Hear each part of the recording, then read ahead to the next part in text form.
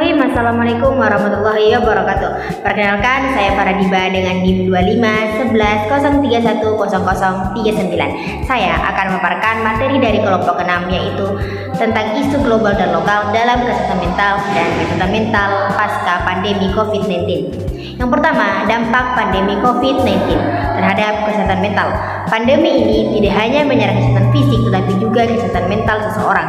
Selama pandemi, banyak orang mengalami stres karena takut tertular, kehilangan pekerjaan, pembatasan sosial yang menyebabkan kesepian, tekanan ekonomi, trauma karena kehilangan orang terdekat. Akibatnya meningkat karena gejala depresi, kecemasan, stres berat, insomnia, bahkan PTSD. Tenaga kesehatan juga sangat rentan karena beban kerja yang berat dan sering melihat pasien meninggal, sementara anak dan remaja tertekan oleh sekolah daring dan kurangnya interaksi sosial. Yang kedua, bunuh diri adalah beberapa faktor risiko dan pencegahan bunuh diri. Bunuh diri dipengaruhi banyak faktor yang saling berkaitan, seperti faktor risiko depresi berat, bipolar, skizofrenia, kesepian dan isolasi sosial, tekanan ekonomi dan kehilangan pekerjaan, trauma atau kekerasan masa lalu, kurangnya dukungan sosial, stigma terhadap gangguan mental. Upaya pencegahan yaitu dengan edukasi kesehatan mental di masyarakat, deteksi dini oleh guru, tenaga kesehatan atau keluarga, meningkatkan akses layanan konseling termasuk hotline sejiwa 119. Kampanye anti stigma, penguatan dukungan sosial dan spiritual. Yang ketiga, kebijakan pemerintahan Indonesia.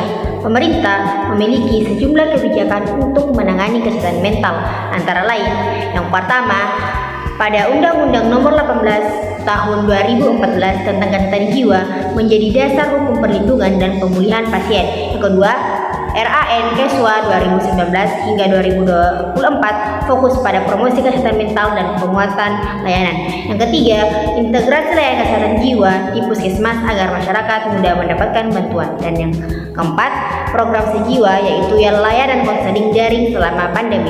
Dan yang terakhir, yaitu kampanye kesehatan mental untuk meningkatkan kesadaran publik.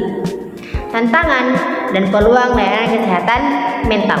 Tantangan utama adalah stigma sosial yang masih kuat, kurangnya tenaga profesional terutama di daerah, fasilitas layanan kesehatan mental terbatas, dan koordinasi antar instansi belum optimal. Adapun peluang yang dapat dikembangkan yaitu layanan kesehatan mental digital atau konseling online, aplikasi bantuan psikologi.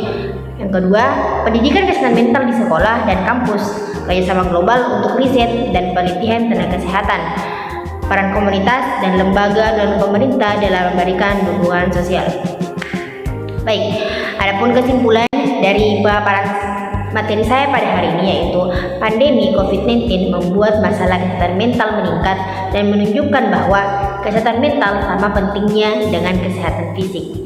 Indonesia sudah memiliki dasar hukum dan program, tetapi keberhasilan peningkatan layanan sangat bergantung pada kerjasama pemerintah, tenaga medis, pendidikan, dan masyarakat. Stigma harus dikurangi, akses layanan diperluas, dan edukasi kesehatan mental diperkuat agar masyarakat lebih siap menghadapi krisis kesehatan di masa mendatang. Mungkin itu saja dari saya, kurang dan lebihnya mohon dimaafkan. Wassalamualaikum warahmatullahi wabarakatuh.